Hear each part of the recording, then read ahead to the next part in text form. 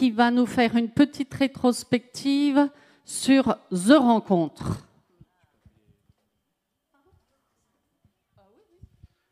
Bah écoute, moi je vais appeler les membres de Fusion, donc Cyprien, Katia, Mathéo, Clara aussi.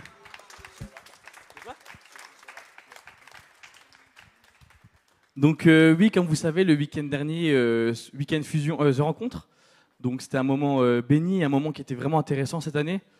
Donc pour vous expliquer très rapidement, The Rencontre, c'est 2 jours et demi, vendredi, samedi, dimanche et lundi matin. Et le dimanche, il y a la fameuse soirée No Limits. C'est vraiment la soirée où, entre guillemets, tout se passe. Donc on est béni tout le long du week-end, mais le No Limits, c'est là où il y a les appels, c'est là où il y a beaucoup de guérisons, c'est là où il y a beaucoup de jeunes qui donnent leur vie à Jésus. Donc c'est vraiment un moment qui est riche et c'est le moment qu'on attend tous à chaque fois qu'on arrive à The Rencontre. Le samedi matin, dès qu'on arrive, c'est demain soir, ça va être le feu et le feu. Et on arrive, et on va dire que cette année c'était un peu particulier. Parce qu'on arrive le samedi, ça se passe bien. Le dimanche, la journée, ça se passe bien. L'après-midi, vers 14h, on prie ensemble, on passe un moment ensemble pour préparer justement la soirée. Justement, on se dit, voilà, on va faire en sorte de vivre une soirée dans le feu, préparer nos cœurs ensemble, prier ensemble pour vraiment faire en sorte que Dieu agisse en nous ce soir et qu'on ait vraiment cette recherche. Et on arrive et tout, on prie, ça se passe bien. Et au fur et à mesure de l'après-midi, ça se détériore un peu. On a notre relation entre nous, il se passe des choses qui sont particulières, on ne sait pas trop ce qui se passe. On se dirait pas qu'on se prend la tête, mais il y a des petits soucis qui se passent petit à petit. Ça commence et plus on avance dans l'après-midi, des tensions, c'est ça. Plus on arrive dans la soirée, plus on est sous tension. Le soir, on arrive à la soirée No Limites. On arrive à la soirée No Limites. Il y en avait qui pleuraient, on était en tension. Moi, je suis arrivé à la soirée No Limites, je vous le dis, je suis arrivé à la soirée No Limites, j'étais en mode, je ne veux même pas venir. En fait, j'avais cette pensée dans ma tête qui me disait juste rentre à l'hôtel, je ne veux même pas venir. Et pourtant, et pareil, on va s'asseoir, on se divise et tout. C'est compliqué, c'est pas du tout dans nos habitudes ce genre de choses. Et vraiment, on n'est pas bien, etc. Et on n'était vraiment pas. En fait, j'avais pas envie de venir. Et puis les autres, c'était pas un peu pareil. On n'avait pas le cœur à louer. Et c'était vraiment la soirée où il y a le feu à chaque fois. Et on va s'asseoir, etc. Et puis moi, je prends mon ami Théo. Donc pour ceux qui ont vu sur le WhatsApp, Théo, c'est un non converti, un non chrétien qui vient de temps en temps à l'église et qui lui était bloqué, qui voulait pas venir à The Rencontre. On a prié ensemble. Il est venu à The Rencontre cette année. Donc ça, c'est déjà une grande victoire. Mais lui voyait aussi un peu la zizanie dans le groupe. Et je dis à Théo, écoute, viens, on part tous les deux ensemble. On va devant la scène. On se retrouve devant la scène, littéralement devant les loueurs, etc. Et je commence à prier, je commence à vraiment dire, Seigneur, tu vois tout ce qui se passe ce soir, tu vois tout ce qui se passe dans la journée. Moi, écoute, Seigneur, je veux juste mettre tout ça de côté, je te donne tout. Moi, j'abandonne tout à toi, je dépose tous les fardeaux, tout ce qui se passe, tout l'épuisement, tout ce qui s'est passé dans la journée. Et je veux juste profiter de cette soirée, toi et moi. Qu'on prie ensemble, etc. Que tu viennes les toucher, chacun de mes frères et sœurs de Fusion, et que tu viennes juste vraiment les toucher, mais que moi, ce soir, je veux juste vivre avec toi ce soir. Cette soirée, je ne veux pas la laisser couler, je veux juste la vivre avec toi. Et d'un coup, j'ai commencé à avoir cette pensée qui est venue, qui m'a dit, mais en fait, tu vois même pas que vous êtes en train de vous faire attaquer. Tu vois pas comment toute l'après-midi, c'est parti en cacahuète, que tout a commencé à partir, etc. Et que vous êtes arrivés, il y en a qui pleurent, le groupe, il y avait des personnes qui étaient parties, etc., dans l'église, prendre l'air, etc. Tout le monde était divisé. Et vraiment, d'un coup, j'ai eu cette pensée qui me disait, vous faites attaquer et vous ne le voyez pas. Et j'ai commencé tout de suite à prendre autorité. J'ai prié, j'ai dit non, je ne laisserai pas cette soirée au diable. Et je ne laisserai pas cette victoire, elle est pour Jésus. Ce week-end, on veut le vivre pour Jésus. Et j'ai pris autorité et immédiatement, je vous le dis immédiatement, je n'avais plus aucun poids sur les épaules. Je me suis senti libéré, j'ai soufflé, j'ai l'impression d'être tout léger. Je suis sorti directement avec Théo, j'ai envoyé un message à mon père. On a passé du temps, merci encore papa, on a passé du temps ensemble, on est au téléphone. Pour prier pour ça, on a vraiment pris autorité. Je suis sorti avec Mathéo, on a pris pour autorité sur le diable. On a dit cette soirée, on ne la laissera pas au diable. Cette soirée, on est venu à The Rencontre, c'est pour repartir en feu. C'est pas pour revenir ici et vous dire ouais, The Rencontre, c'était bien, mais sans plus. On voulait revenir avec un message, dire comme quoi nous, on est revenus en feu. Et on ne voulait pas laisser ça au diable. On a prié ensemble, la soirée a continué, on a eu le message, etc. Petit à petit, le groupe s'est regroupé, on s'est retrouvés aux mêmes chaises, etc. Et puis il y a eu la prédication, et puis d'un coup, il y a eu le retour de la louange, etc. On était à genoux, on a prié, etc. Et là, d'un coup, j'ai vraiment senti l'onction descendre sur moi. J'avais les mains levées, j'avais l'onction qui descendait sur moi. Et en fait, quand j'étais à genoux, c'était serré. En fait, dites-vous qu'on était dans les rangées, c'était serré. On glissait par terre, j'ai glissé par terre, j'avais mal aux genoux. J'essayais de tenir, mais c'était compliqué parce que ça glissait, etc.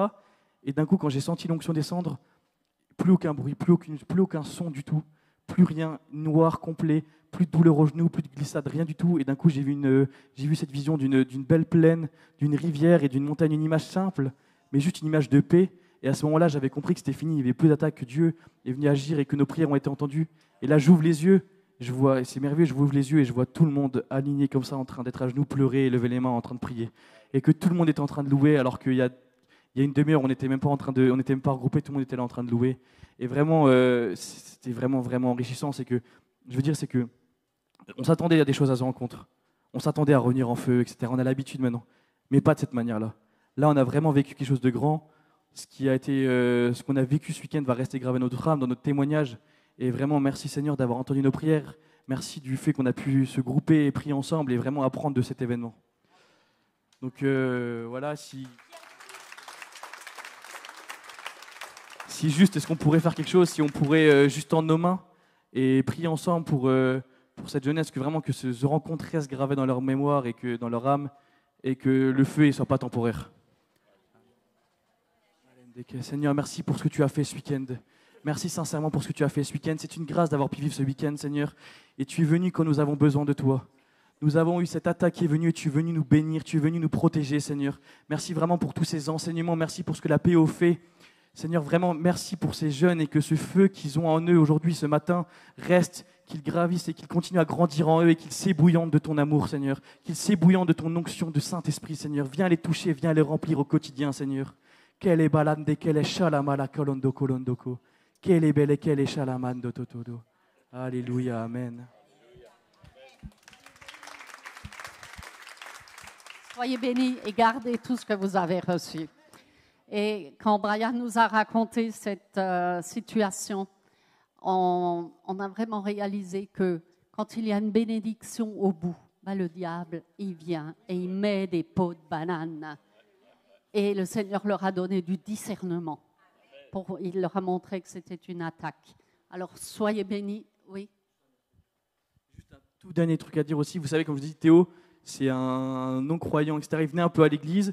Il y a eu des choses qui sont passées. Il a bloqué avec Dieu directement. Et à ce rencontre, il ne voulait pas venir. Il était bloqué. Il disait non, je ne veux pas venir, je ne veux pas venir.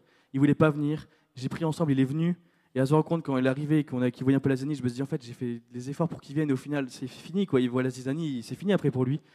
Il est reparti de rencontre, il a pris des vidéos partout. Il a donné une Bible à sa mère. Il a montré les vidéos de sa sœur. Sa sœur a dit qu'elle voulait venir aussi l'année prochaine. Donc Dieu a vraiment agi ce week-end. Ah, super. Merci, Seigneur. Pardon ? Et il y a encore quelque chose, il y a le plus important qu'il a oublié. Ah, tu ne savais pas si tu lui as dire? Ah. Ouais, je pense qu'ils s'en doutent Maintenant, ils savent. Je vais me faire baptiser. La semaine prochaine. Amen. Ah, c'est une grâce. Merci. Vraiment, priez pour cette jeunesse. Priez pour cette jeunesse. Elle a besoin. On veut vraiment les porter devant le Seigneur. Que le Seigneur les conduise, leur donne la sagesse et le discernement. Alors, pour les rencontres de cette semaine, nous nous retrouvons mardi matin à 8h30 dans la salle de prière. Donc, réunion sur place cette semaine. Samedi prochain, samedi à 14h, donc Clara, samedi à 14h, formation au baptême. Nous aurons, Étienne aussi, 3 baptêmes, je crois, hein. 3-4 baptêmes. Donc, formation au baptême samedi après-midi à 14h et la rencontre des jeunes samedi soir à 18h. Aujourd'hui, la parole de Dieu, elle nous est annoncée par notre frère Germain avec le thème « La puissance de la prière dans nos vies ». Je vous invite vraiment à ouvrir vos cœurs pour recevoir la parole de Dieu. Dimanche prochain, donc le culte à 9h45, la réunion de prière, on vous invite. Venez à la réunion de prière de 8h à 9h. Ça fait toute la différence. Sinon, accueil café à partir de 9h15. Et lors du culte, il y aura le service de baptême. Ah, ce sera un temps de festivité et un temps de joie. Je vous rappelle juste courtement le challenge porte ouverte. Si vous désirez y participer à la fin du mois, merci de me le dire. Et on fera du covoiturage. Merci à ceux qui se sont déjà inscrits. Donc je vous rappelle, le projet, c'est la construction de 900 maisons en Asie pour l'Église persécutée. Donc on veut vraiment vous mobiliser. Sinon, vous trouverez toutes les infos sur la Gazette que j'ai modifiée, parce qu'on a modifié dimanche prochain, vous verrez, et le comptoir de librairie qui sera ouvert après le culte. Et si vous avez besoin de la prière aussi, on est disponible à la fin du culte. Je voudrais inviter Léonie aussi. Léonie, tu veux dire quelques mots? Voilà. Et puis Germain, tu peux aussi venir dans la foulée. Je veux juste encore prier pour l'offrande. Seigneur, merci. Merci parce que quand nous venons dans ta maison, c'est un temps de joie, un temps de bénédiction. Et nous avons la joie dans notre cœur aussi d'apporter notre offrande. Seigneur, et nous prions que tu multiplies cette offrande, qu'elle serve pour l'avancement de ton royaume. De quelque manière que ce soit ici, Saint-Dié, dans les Vosges, la France et jusqu'aux extrémités de la terre. Père, que des âmes soient sauvées au nom de Jésus et pour la gloire de ton nom. Alors, je vais juste demander à Rachel. Rachel, tu peux peut-être mettre la vidéo. Ou après? Attends. Ou après? Alors, je vais les laisser se présenter et on mettra la vidéo tout de suite après. Vous allez redécouvrir une vidéo. On l'a récupérée. On l'a volée. Merci. Merci Fabienne. Bonjour à toutes et à tous. Je bénis le nom du Seigneur. Tout à l'heure, Germain il va prêcher. Et moi, je vais juste donner une pensée pendant qu'on était ce matin en train de prier dans la salle à côté. Et quand j'ai fermé, comme j'avais les yeux fermés, j'ai vu un mur. Et je me disais, mais Seigneur, pourquoi un mur sur un autre mur? Et pendant qu'on priait, j'ai eu la réponse. Le Seigneur me disait qu'il y a beaucoup de cœurs qui sont encore fermés. Il y a des murs dans les cœurs. Donc, quand il y a des murs dans le cœur, la parole ne peut pas passer. Donc, la pensée et ma prière est que chacun de vous puisse ouvrir son cœur. Et je pense que c'est devant le Seigneur. Sinon, on viendra à l'église dimanche après dimanche, il n'y aura rien. La relation avec le Seigneur, c'est une relation de cœur. Si nos cœurs sont ouverts et le Saint-Esprit va agir, la semence aussi va agir. Que le Seigneur vous bénisse. Alors, on va peut-être lancer la vidéo pour les présenter et tout de suite après... Oui, si tu veux.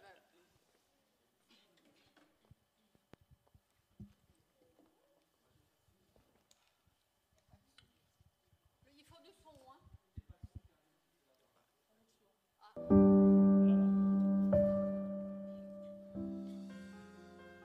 L'apôtre Germain Deke est un éminent homme de Dieu, originaire du Congo-Brazzaville, où il a implanté le siège.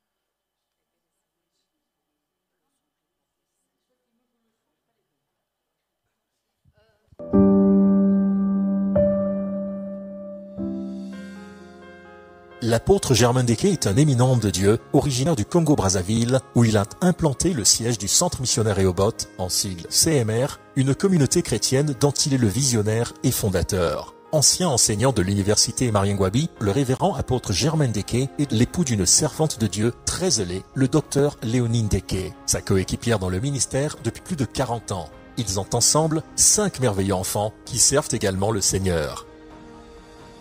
Passionné de l'Évangile, l'apôtre Germain Deke marche avec la vision qu'il a reçue de Dieu qui est de restaurer l'Église par l'évangélisation et les implantations des assemblées locales au Congo-Brazzaville et à l'étranger. À ce jour, ce disciple du Seigneur Jésus-Christ a implanté de nombreuses églises, dont plus d'une 50aine au Congo-Brazzaville et 7 à l'étranger, notamment en République démocratique du Congo, en République centrafricaine, en Côte d'Ivoire, au Sénégal, en France, en Colombie et à Cuba. Poussé par le Saint-Esprit, l'apôtre Germain Deke abandonne sa carrière universitaire en 1995 pour se consacrer totalement à l'appel qu'il a reçu de Dieu. Il organise de nombreuses campagnes d'évangélisation qui mobilisent des milliers de personnes sur le territoire national avec à chaque fois une grande moisson d'âmes gagnées au Seigneur Jésus-Christ. Compté parmi les pères du réveil au Congo et reconnu pour sa rigueur dans la gestion administrative des églises, ce leader éprouvé a implanté une forte communauté chrétienne à travers le monde et formé spirituellement de nombreux collaborateurs.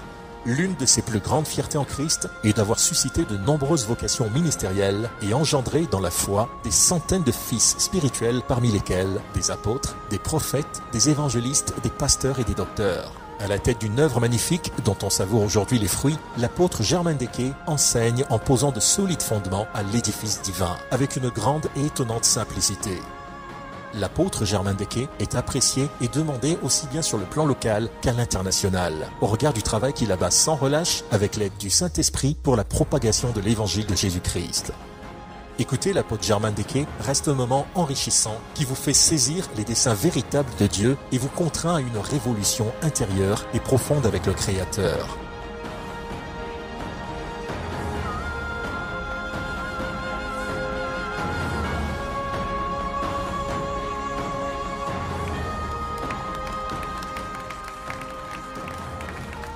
Merci beaucoup.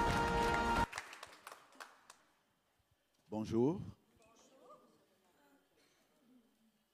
Je crois que la présentation a été... Elle est faite. Dequet Germain, et je suis là avec mon épouse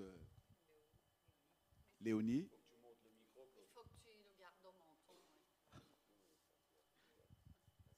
Nous sommes mariés, on a 5 enfants et 11 petits-enfants. 11. Et c'est pas fini. Quoi, les enfants ou les petits-enfants? Les petits-enfants. En tout cas, merci pour votre accueil et merci pour votre amour aussi. Vous nous avez fait confiance. S'il n'y avait pas cette confiance, on ne serait pas là ce matin. Et je voudrais simplement dire que nous avons une mission, tous ensemble, une responsabilité devant Dieu, c'est de faire avancer l'Évangile. Et le monde a soif de la parole. Le monde a soif de Dieu. Et notre responsabilité, c'est d'apporter l'Évangile, de témoigner en toute occasion, favorable ou pas, d'utiliser toutes les opportunités, tous les moyens pour que l'œuvre, puisse aller de l'avant. Est-ce que vous permettez que nous puissions prier? Père, nous bénissons ta présence ce matin. Seigneur, c'est avec des cœurs remplis et c'est aussi avec humilité et joie que nous sommes devant toi. Tu es un grand Dieu, Seigneur. Tu as laissé ton trône de gloire. Tu t'es humilié.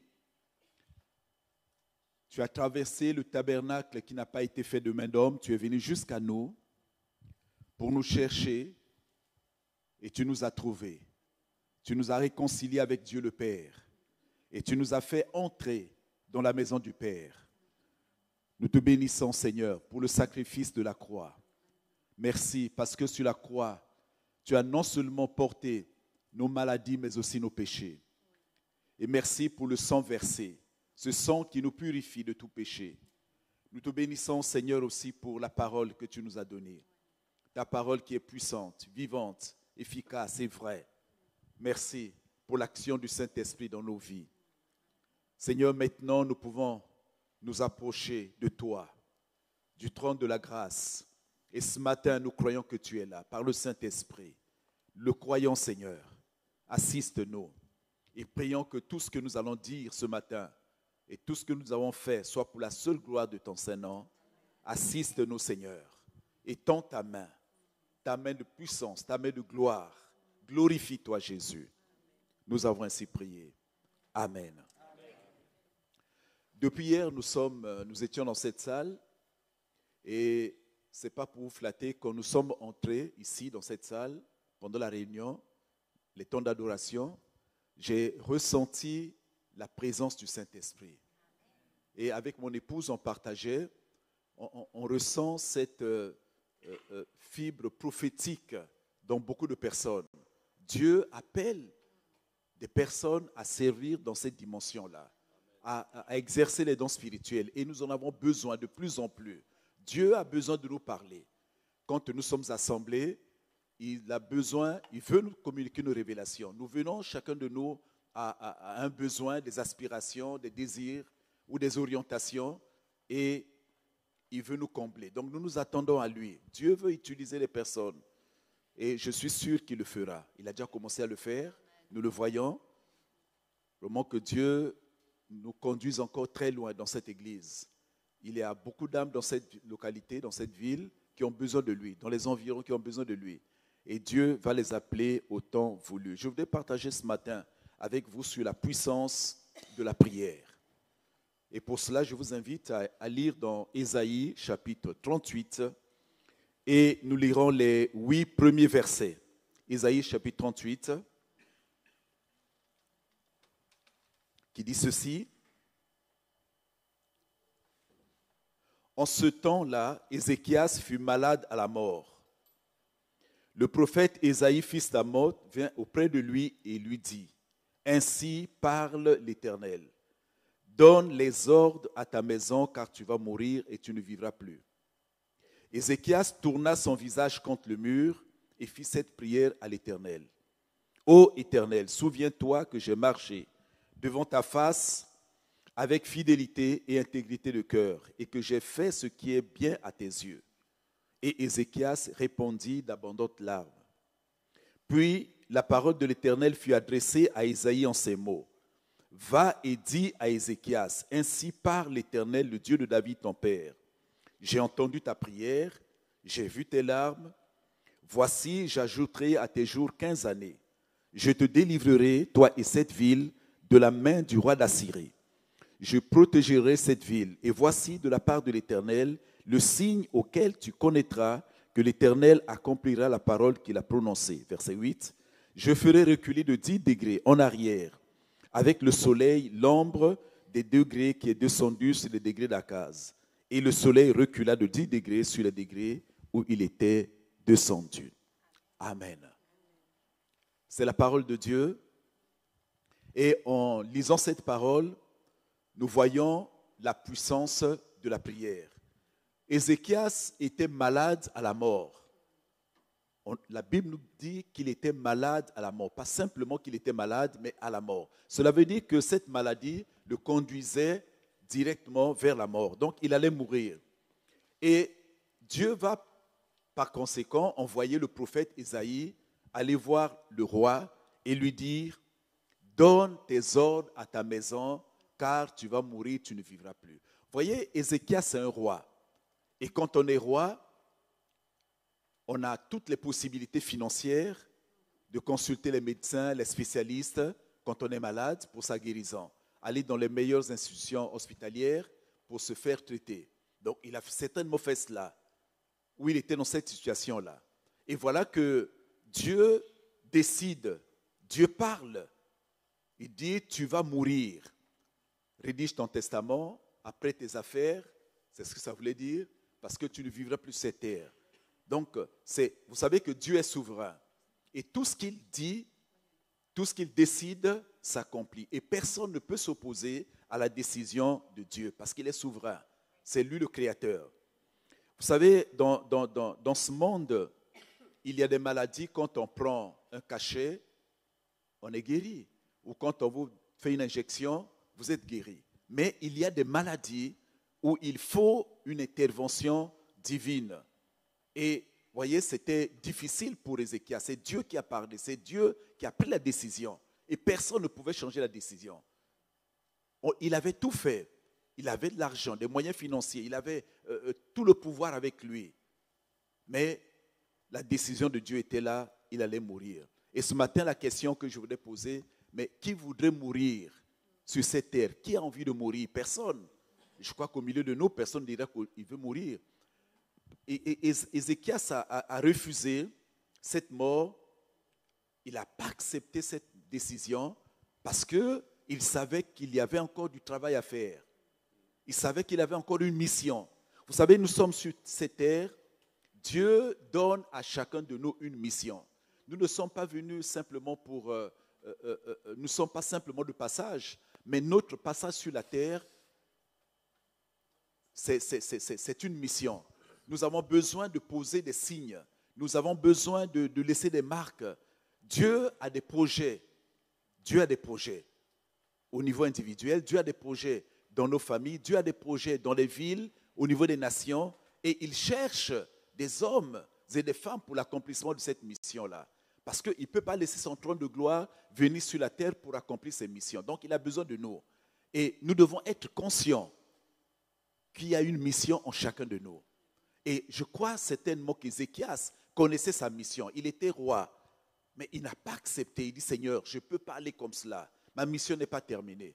Et moi qui vous parle ce matin, je crois que si j'étais dans la même situation, je dirais, non Seigneur, je ne peux pas aller. Parce que je connais mon rôle.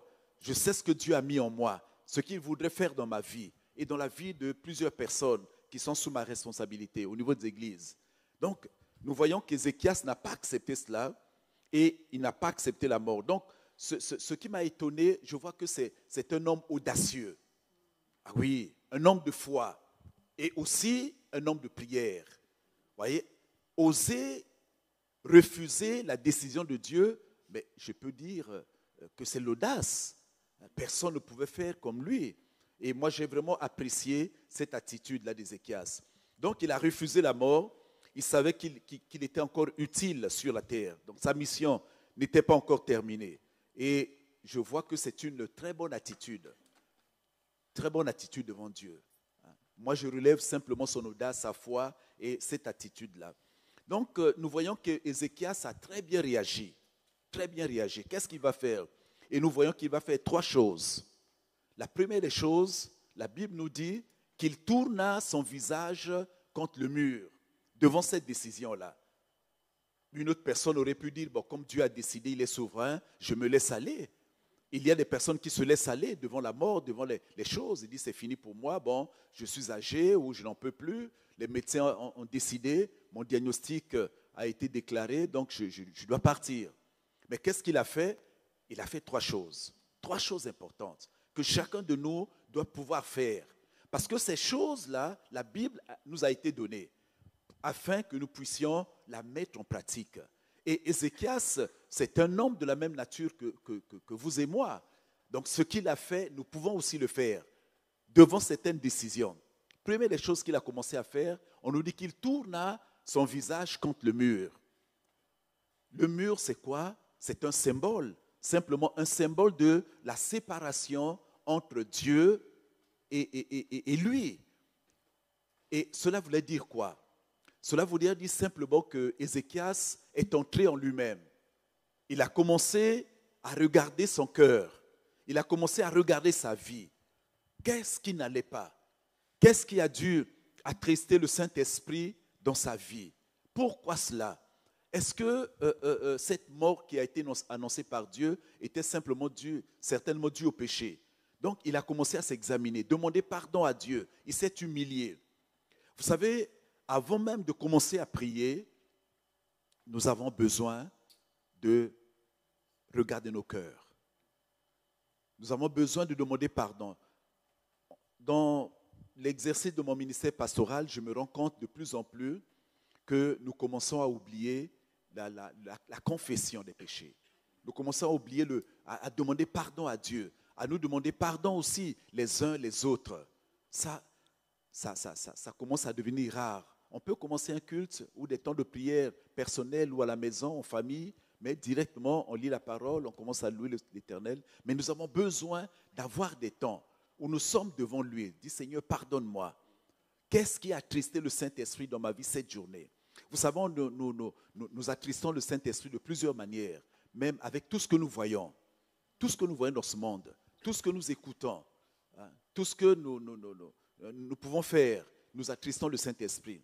Et donc, certainement, il se disait, peut-être qu'il y a quelque chose. Est-ce qu'il doit y avoir un mur? Est-ce qu'il y a un obstacle? Qu'est-ce qui se passe entre moi et Dieu? Alors, j'ai lu un texte dans Isaïe 59 qui dit, je peux le lire avec vous, où le Seigneur dit que sa main n'est pas courte pour sauver. Isaïe 59, les 3 premiers versets. Non, la main de l'Éternel n'est pas courte pour sauver. Isaïe 59, Le premier verset dit ceci. Non, la main de l'Éternel n'est pas trop courte pour sauver, ni son oreille trop dure pour entendre. Écoutez bien verset 2. Mais ce sont vos crimes qui mettent une séparation entre vous et votre Dieu. Ce sont vos péchés qui vous cachent sa face et l'empêchent de vous écouter. Oui, parce que le péché, les péchés mettent aussi une séparation entre nous et Dieu. Donc, Ésaïe se disait certainement qu'il doit y avoir des péchés entre moi et Dieu. Il y a un mur de séparation. Pourquoi cela? Donc, il voudrait voir la face de Dieu. Vous savez, quelquefois, nous avons l'impression que Dieu est très loin de nous, qu'il ne nous entend pas, qu'il ne nous écoute pas. Donc, son attitude était de vouloir enlever ce mur-là, que ce mur parte et qu'il soit en contact direct avec Dieu. Et c'est ce qu'il a essayé de faire. Et donc, c'est le premier pas qu'il a commencé à faire pour obtenir la vie. Le premier pas qu'il a commencé à faire pour refuser cette mort-là. Donc, l'exhortation que nous pouvons faire dans nos temps individuels de prière, en famille, à l'église, ayant ces temps où nous pouvons dire, Seigneur, regarde ma vie, elle est devant toi. Je suis une simple créature. Qu'est-ce qui aurait pu attrister le Saint-Esprit cette journée? Vous savez, nous avons 24 heures où nous sommes là dans nos activités. Mais pendant ces 24 heures, beaucoup de choses se passent. Beaucoup de choses. Et nous avons besoin de purifier notre esprit, de purifier notre âme, notre corps, de chercher qui ça ne va pas. Seigneur, avant de pouvoir nous coucher, on fait le point le soir avec le Seigneur. Seigneur, pardonne-moi pour tout ce qui a été dit, tout ce qui est sorti de ma bouche. Pardonne-moi, Seigneur, pour tout ce que j'ai entendu. Pardonne-moi, Seigneur, pour tout ce qui a attristé le Saint-Esprit.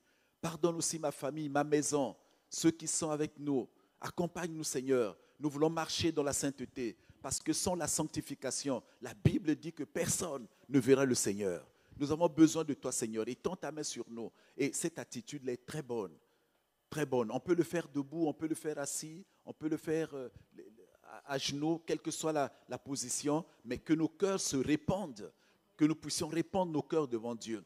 Et Ézéchias a bien compris cela. Donc voilà le premier pas qu'il va faire. Il va demander pardon à Dieu. Il cherche à se réconcilier avec Dieu. Il voulait que ce mur de séparation soit ôté. Et c'est une très bonne attitude. Donc la deuxième chose qu'il a commencé à faire, après la repentance, après la confession, après avoir examiné sa vie, après avoir dit certaines choses à Dieu, aussitôt qu'est-ce qu'il a commencé à faire? À prier. Parce qu'on ne peut pas passer directement dans la prière sans être réconcilié avec Dieu. Personne sur cette terre ne peut dire qu'il est sans péché. Et la Bible dit que celui qui dit qu'il est sans péché est menteur devant Dieu, est menteur. Et il y a toujours des choses que nous faisons, souvent on ne se rend pas compte. On ne se rend pas compte. Et nous avons besoin de dire, Seigneur, je suis un homme, une pauvre créature.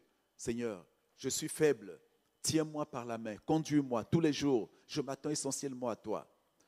Deuxième chose, quand il a terminé à s'humilier, et il était sûr maintenant qu'il pouvait parler à Dieu. Comment est-ce qu'on peut parler à Dieu si on sait que son cœur est lourd, que son cœur est fermé, qu'il y a des choses qui ne vont pas avec les autres, qui ne vont pas avec Dieu. Deuxième chose qu'il a commencé à faire, c'est la prière. La prière. Dieu a besoin que des hommes et des femmes prient. Et quand vous commencez à prier, vous menez une vie de prière, vous allez voir individuellement que l'atmosphère déjà de votre vie va changer. Que votre vie sera différente. Vous allez remarquer que ceux qui prient beaucoup, ces personnes sont toujours vainqueurs en toutes choses. La prière vous conduira toujours vers la victoire. Une église qui prie, c'est une église victorieuse. Une église qui prie, c'est une église qui va de l'avant, qui va de progrès en progrès, qui va de succès en succès. Et la prière va nous ouvrir les écluses des cieux. La prière va amener la bénédiction sur son peuple. Donc la prière. Et Dieu a besoin que nous puissions prier. Et dans sa prière, qu'est-ce qu'il va dire? Il a relevé ceci. Il dit, souviens-toi, ô Dieu. Pourquoi il dit ça? Donc il oblige Dieu à ouvrir le livre de souvenirs. Souviens-toi, ô Éternel. Souviens-toi. Alors, il dit, qu'est-ce qu'il va dire? J'ai marché devant ta face avec fidélité et intégrité de cœur. Souviens-toi, Seigneur. Alors, j'ai commencé à regarder dans la Bible. J'ai dit, mais en quoi consistait sa fidélité? Dieu va se souvenir de quoi dans cette fidélité? En quoi était-il intègre dans son cœur? Alors, je vous invite à lire un texte que j'ai trouvé dans 2 Chroniques. 2 Chroniques au chapitre, plutôt 2 Rois. 2 Rois chapitre 18. Les 8 premiers versets, je vais les lire. Et c'est là que j'ai trouvé la fidélité d'Ézéchias. La 3e année d'Osée, fils d'Éla, roi d'Israël, Ézéchias, fils d'Akaz, roi de Juda, régna. Il avait 25 ans lorsqu'il devint roi. Et il régna 9 ans à Jérusalem. Sa mère s'appela Abi, fille de Zacharie. Verset 3. Il fit ce qui est droit aux yeux de l'Éternel, entièrement comme avait fait David son père. Écoutez le verset 4. Il fit disparaître les hauts lieux, brisa les statues, abattit les idoles et mit en pièces le serpent d'airain que Moïse avait fait, car les enfants d'Israël avaient jusqu'alors brûlé des parfums devant lui. On l'appelait Nehushtan. Verset 5. Il mit confiance en l'Éternel, le Dieu d'Israël. Et parmi tous les rois de Juda qui vinrent après lui ou qui le précédèrent, il n'en eut point de semblable à lui. Il fut attaché à l'Éternel, il ne se détourna point de lui. Et il observa les commandements que l'Éternel avait prescrits à Moïse. Et l'Éternel fut avec Ézéchias, qui réussit dans toutes ses entreprises. Il se révolta contre le roi d'Assyrie et ne fut plus assujetti. Il battit les Philistins jusqu'à Gaza et ravagea leur territoire depuis les tours des gardes jusqu'aux villes fortes. Donc il dit, j'ai marché devant ta face avec fidélité et intégrité de cœur. Alors qu'est-ce qu'il avait fait? Tous les rois qui avaient précédé Ézéchias avaient amené le peuple d'Israël vers l'idolâtrie. Et quand il est arrivé maintenant, qu'est-ce qu'il a fait? Il a fait disparaître tous les hauts lieux. Il a brisé les statues, il a bâti les idoles et il a mis en pièces le serpent d'airain que le peuple commençait à adorer. Donc c'est une très bonne attitude. Voilà pourquoi il dit, Seigneur, souviens-toi. Est-ce que je dois mourir dans ces conditions-là? Souviens-toi de tout ce que j'ai fait. Donc il oblige Dieu à ouvrir le livre de souvenirs. Alors moi je me suis dit, mais ça c'est vraiment intéressant. Donc tous les actes que nous posons sur la terre sont inscrits dans le livre de vie. Souvent, on a l'impression que ce que nous faisons, c'est juste pour les hommes. Non, c'est surtout pour Dieu parce qu'il voit toutes choses.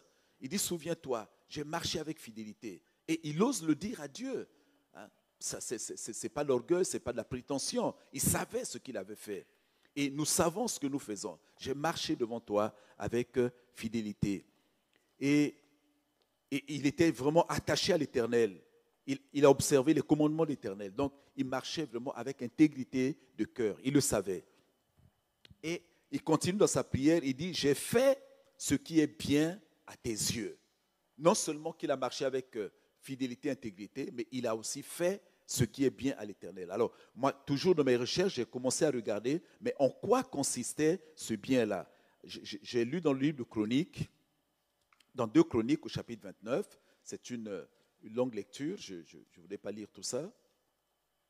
2 Chroniques, chapitre 29, 29.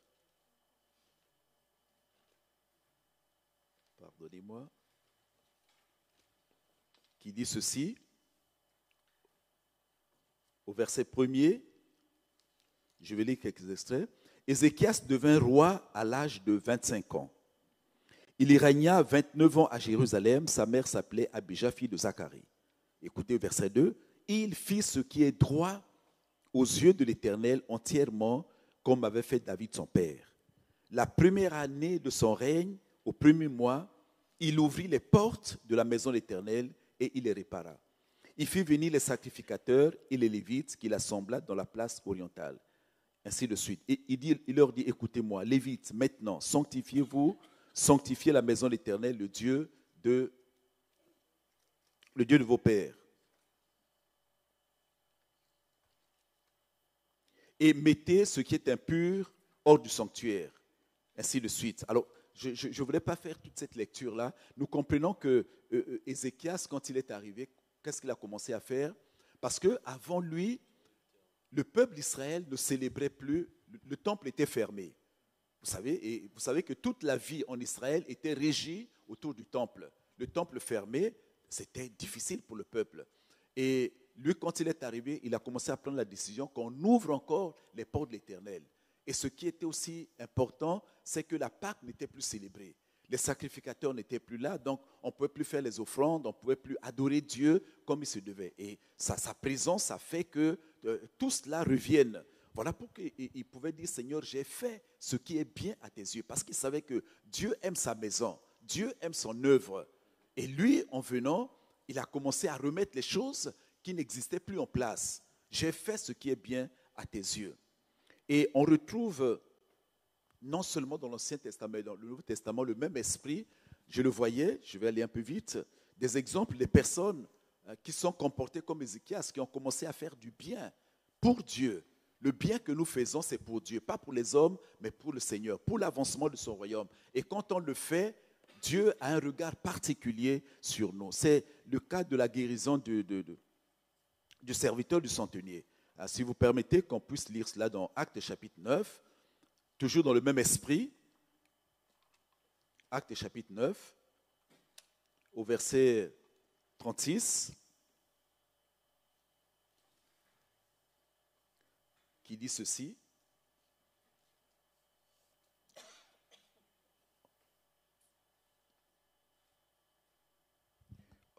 Vous m'excusez plutôt, je revenais sur Luc chapitre 7, excusez-moi, ça c'est la guérison du serviteur du centenier. Luc chapitre 6, 7, à partir du verset 2. Luc 7. On reviendra sur Actes des Apôtres après. Luc 7, versets 2 à 10.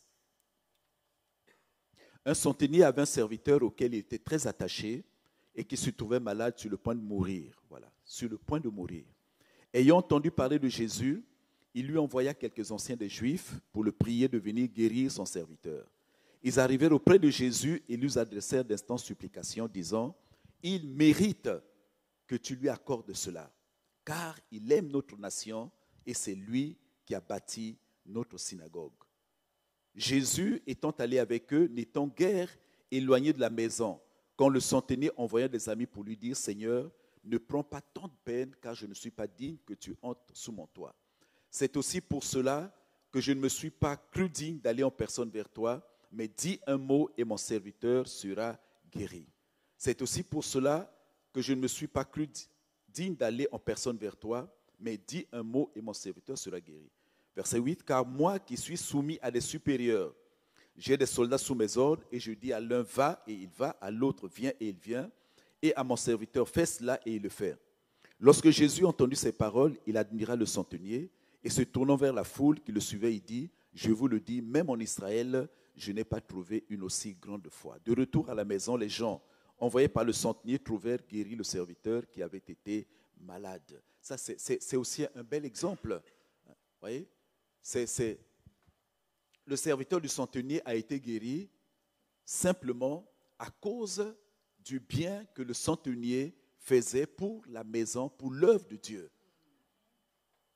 Il n'était pas d'Israël, il était simplement sympathisant, mais son cœur était tout entier vers Dieu. Et quand son serviteur était malade, vous savez, un serviteur malade dans une maison, beaucoup d'activités étaient certainement paralysées. Comme il aimait son serviteur, il fait donc appel,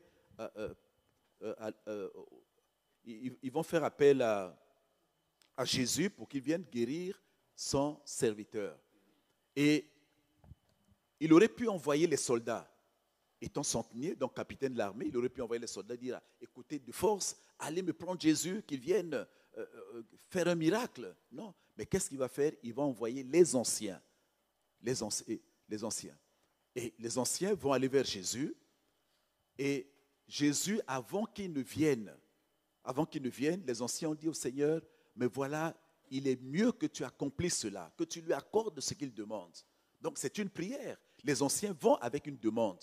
Prier, c'est demander. Voyez? Donc, il y a une puissance qu'on nous demande. La Bible dit, demandez et vous recevrez. Cherchez et vous trouverez. Frappez et l'on vous dira. Quand nous prions, Dieu entend. Il entend tout ce que nous disons. Il entend nos prières. Mais avec quel esprit on le dit? Mais ils sont allés vraiment avec humilité. Avec humilité. Et il dit, voilà, il aime notre nation. Il aime notre nation. C'est ce qu'ils ont relevé dans la prière. Et c'est lui qui a bâti notre synagogue.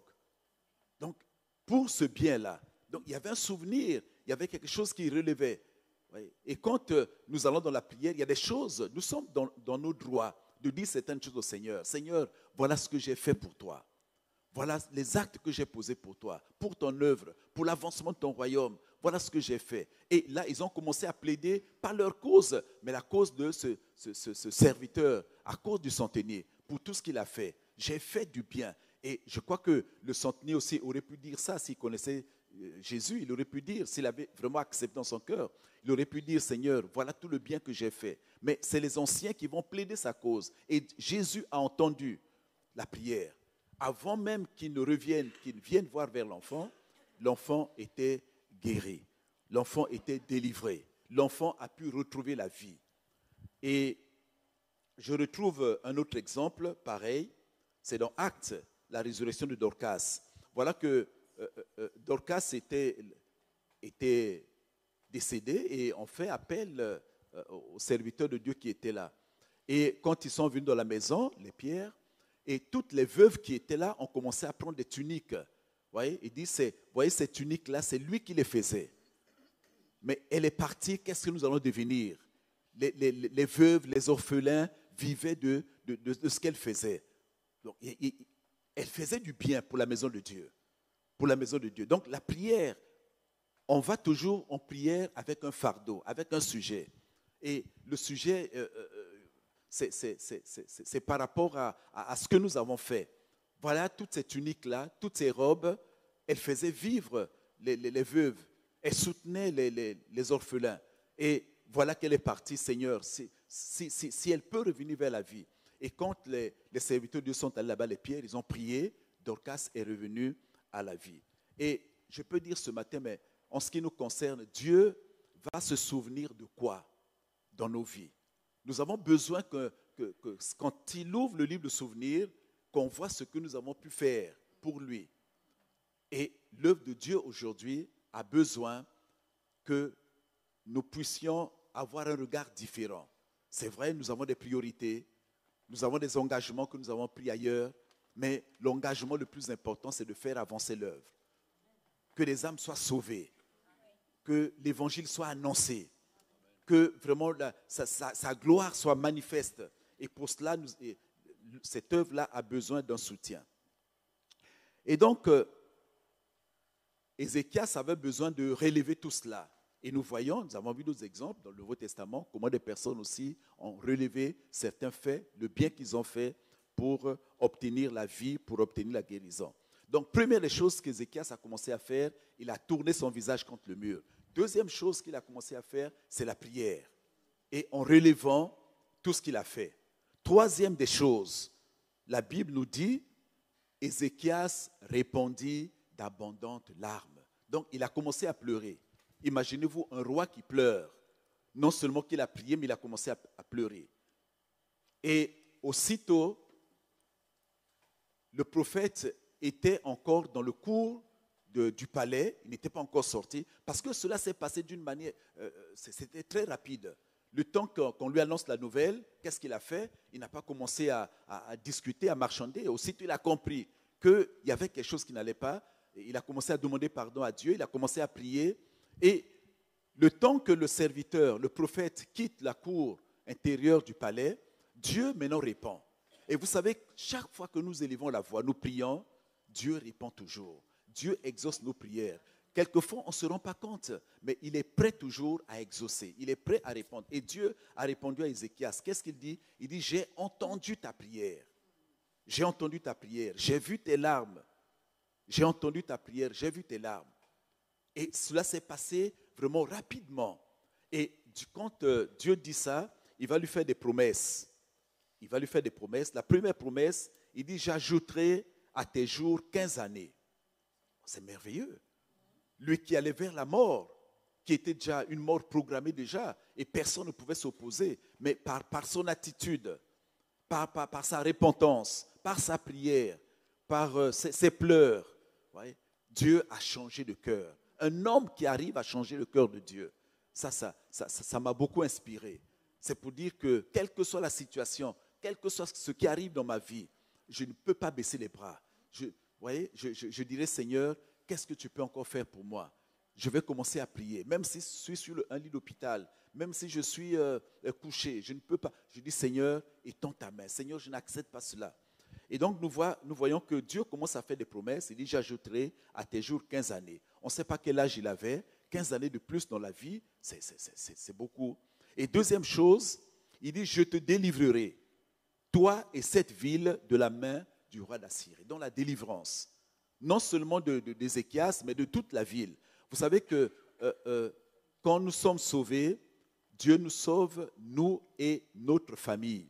Mais ce que nous faisons aussi doit avoir un impact dans notre environnement, dans notre ville. Et moi, je prie le Seigneur que ce que nous sommes en train de faire puisse avoir un impact ici à Saint-Dié et dans les environs. Il dit, je te délivrerai, toi et cette ville. Et les villes aussi ont besoin de délivrance. Les gens souffrent. Il y a des problèmes, il y a l'oppression, il y a la souffrance, il y a des difficultés. Donc, il délivre la ville. Troisième promesse, il dit, je protégerai cette ville, je te protégerai cette ville. Donc, que la protection de Dieu vienne sur la ville. Alors, vous savez, nous sommes des humains. Et en tant qu'humain, Ézéchias commençait à se dire, mais Seigneur, comment cela va se passer? Il avait besoin d'un signe. C'est ça l'homme. L'homme, quelquefois, il doute un peu. Il dit, moi, je veux voir un signe. Et quel était ce signe-là? Mais il demande un signe à Dieu. Dieu lui accorde ce signe. Il dit, l'ombre va reculer de 6 degrés sur les marches d'Akaz. Et Dieu l'a fait aussi. L'ombre a reculé. Et nous lirons par la suite que Ézéchias avait été guéri. Ézéchias a retrouvé la vie, lui qui allait mourir. Et ce matin, je voulais simplement dire ceci, que Dieu accorde la vie à chacun de nous. Pas seulement la vie sur la terre, mais aussi la vie éternelle. C'est vrai que nous sommes de passage sur la terre, mais nous avons une mission. Tant que la mission n'est pas achevée, tant que la mission n'est pas terminée, la main du Seigneur sera toujours sur nous. Dieu nous soutiendra. Ce matin, je suis venu t'apporter cette parole pour dire, ne te laisse pas aller. Peut-être qu'il y a une maladie qui te ronge depuis des années. Tu dis, mais tous les spécialistes m'ont vu, ils ne peuvent plus rien. Mais ce matin, je dis que le Seigneur, il peut tout faire. Il te tend la main. Il te dit, ma main est sur toi. Ma main de puissance, ma main de bénédiction. Mais nous avons 3 choses à faire. Nous remettre entièrement à lui. Commencer à prier. Vraiment implorer sa grâce, sa bénédiction sur nous. Dieu peut changer sa situation. Les hommes peuvent nous condamner, mais Dieu ne nous condamnera jamais. Donc voilà, Ézéchias retrouve la vie. Il pouvait encore vivre 15 années de plus et continuer à faire certaines choses. Moi, je crois qu'il en sera de même pour toi. Des choses que tu vas commencer à faire. Tu as réalisé que tu es important. Tu es une personne importante. Souvent, on se dit, non, mais qu'est-ce que Dieu peut faire dans ma vie? Je suis là où je suis. Enfermé ici, on ne me voit pas. Mais je suis venu te dire ce matin que tu es une personne importante. Dieu compte sur toi. Ce matin, je veux prier avec toi. Je veux prier pour toi que ce que Dieu a commencé dans ta vie, qu'il achève. Que la main du Seigneur soit sur toi. Si tu veux que nous puissions fermer nos yeux, nous allons prier. Et si tu sens dans ton cœur que tu as besoin de prière, tu avanceras vers moi. Tu viendras ici, tous ensemble, nous allons prier. Que Dieu vraiment étende sa main, que Dieu enlève tout ce qui avait été décidé sur ta vie, tout ce qui a été dit de mauvais, toute mauvaise parole, toute incantation, toute maladie. Ce matin, nous proclamons la guérison, nous proclamons la victoire dans ta vie. Nous disons que nous sommes importants, nous voulons vivre. Alléluia Jésus. Père, nous bénissons ton Saint-Nom, ton nom de gloire et de puissance. Seigneur, toute parole sortie de ta bouche ne peut revenir à toi sans avoir accompli ses effets. Seigneur, c'est ta parole. Ce que tu as fait à Ézéchias, tu peux le faire dans chacune de nos vies. Nous comptons sur toi, Seigneur. Nous sommes à toi. Nos regards sont tournés vers toi. Ta main de puissance, ta main de bénédiction est sur nous. Seigneur, merci pour la grâce. Merci pour la vie. Seigneur, accompagne-nous ce matin pendant ces temps de prière. Seigneur, tu vas renouveler toutes choses dans nos vies. Tu vas renouveler le sang, les cellules, les organes, l'être entier, le corps, l'âme, l'esprit. Merci pour le sacrifice de Golgotha. Sur la croix, tu es non seulement mort pour nos péchés, mais aussi pour nos maladies. Et tu dis, Seigneur, que le châtiment qui nous donne la paix est tombé sur toi. Et tu dis, Seigneur, que c'est par ta meurtrissure que nous avons la guérison. Seigneur, ce matin, nous nous approprions de ces paroles et nous prions, Seigneur, que cela se manifeste dans chacune de nos vies. Merci, mon Dieu, pour ta parole. Alléluia, Jésus. Alléluia, Jésus. Alléluia, Jésus.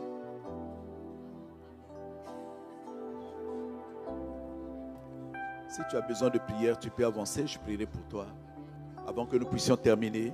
Ceux qui veulent la prière, approchez-vous, n'hésitez pas. Bien simplement, tu veux m'accompagner de moi. Alléluia. Pendant ce temps, les autres, nous continuons de prier à notre place, là où nous sommes. Nous les soutenons. Alléluia. Jésus. Tu peux avancer simplement à la place.